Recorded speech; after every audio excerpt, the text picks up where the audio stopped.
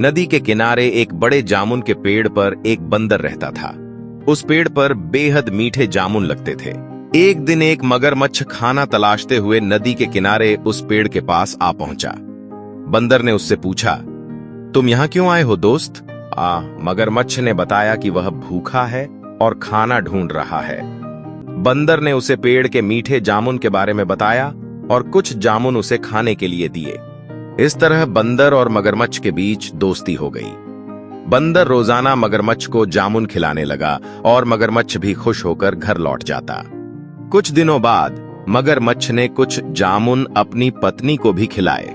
जामुन का स्वाद इतना मीठा था कि उसकी पत्नी ने सोचा, अगर ये फल इतने मीठे हैं तो जो बंदर रोज इन्हें खाता है उसका दिल कितना मीठा होगा। यह सोचकर मगरमच्छ की पत्नी ने उससे जिद की कि उसे बंदर का दिल चाहिए। उसने बीमार होने का नाटक किया और कहा कि जब तक वह बंदर का दिल नहीं खाएगी वह ठीक नहीं होगी। पत्नी की जिद के आगे मजबूर होकर मगरमच्छ ने एक चाल चली।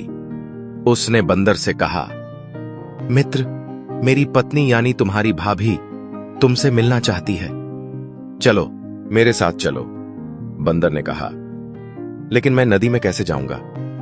मगरमच्छ ने जवाब दिया, तुम मेरी पीठ पर बैठ जाओ, मैं तुम्हें सुरक्षित नदी पार करवा दूंगा।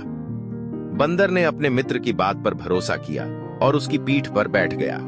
जब वे नदी के बीच में पहुंचे तो मगरमच्छ ने सोचा कि अब बंदर को सच्चाई बताने का समय आ गया है।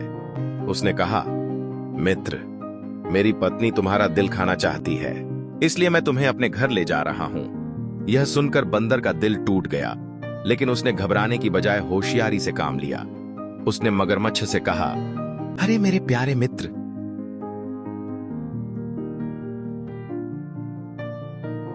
तुमने पहले क्यों नहीं बताया?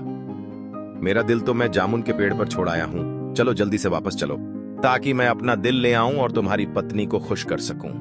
मूर्ख मगरमच्छ बंदर की बातों में आ गया और उसे वापस नदी किनारे ले आया। जैसे ही मगरमच्छ नदी किनारे पहुंचा, बंदर तुरंत जामुन के पेड़ पर छलांग लगाकर चढ़ गया और क्रोधित होकर बोला, मूर्ख, क्या कोई अपने दिल के बिना जीवित रह सकता है?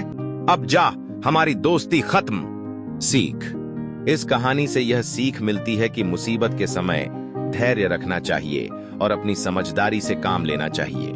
साथ ही अनजान लोगों से दोस्ती करने से पहले सोच समझकर कदम उठाना जरूरी है।